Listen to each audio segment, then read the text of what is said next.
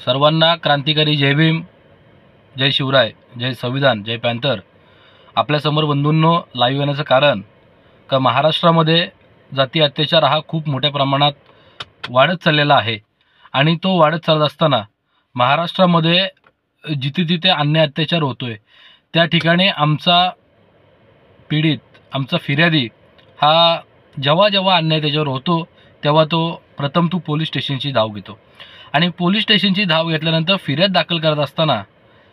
जेव्हा ॲट्रॉसिटी अंतर्गत तो गुन्हा दाखल करण्यासाठी जातो आणि तो स्टेटमेंट असतो आणि मग त्या स्टेटमेंटला मग पोलिसांना कळतं की ह्या ठिकाणी ॲट्रॉसिटी दाखल होणार आहे आणि म्हणून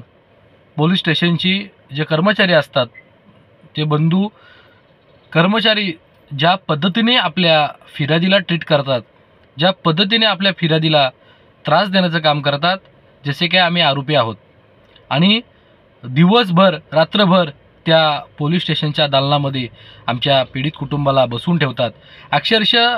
रायगड जिल्ह्यामध्ये ह्या घटना आम्ही डोळ्यांनी पाहिलेल्या आहेत आणि जेव्हा मी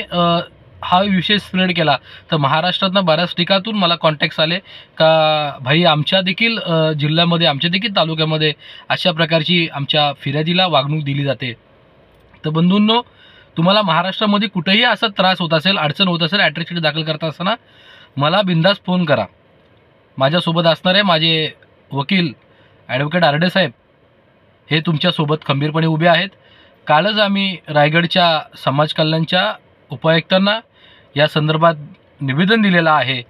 की बाबांनो, आपण ह्या ठिकाणी ॲट्रॉसिटी दाखल करत असताना पोलीस स्टेशन रात्रभर आमच्या फिर्यादीला बसून ठेवतात, म्हणजे आमची महिला असो तिला देखील बसून ठेवतात। तर कायद्याने कुठल्याही फिर्यादीला पोलीस स्टेशनला बसून ठेवण्याचा अधिकार नाही आहे, तरी देखील पोलीस त्रास देतात, पॉलिटिकल प्रेशर आणण्याचं काम करतात। तर मी सर्व पोलीस बांधवांना आवाहन करतोय का जो देखील आमचा कोण फिर्यादी असेल आपल्या पोलीस स्टेशनला येत असेल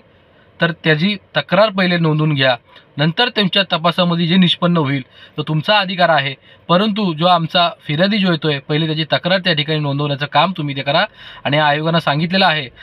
ते झाल्यानंतर जो चार्जशीटचा मुद्दा असतो, चार्जशीट देखील पाठवली जात नाही, जो अनुदानाचा मुद्दा असतो ते अनुदान देखील आमच्या फिर्यादीला मिळत नाही आणि म्हणून आमचं अनुदान मिळत नाही, म्हणून आमची जे फिर्यादी असतात ते केसला कुठेतरी कमी पडत असतात। तर मी साहेबांना देखील विनंती केलेली आहे की आमच्या फिर्यादीला जे अनुदान मिळालं पाहिजे, तात्काळ ट्रीट झालं पाहिजे आणि जे कोण अधिकारी असतील ते फिर्यादी घेण्यास नकार करत असतील, तक्रार घेण्यास नकार करत असतील तर त्यांच्यावर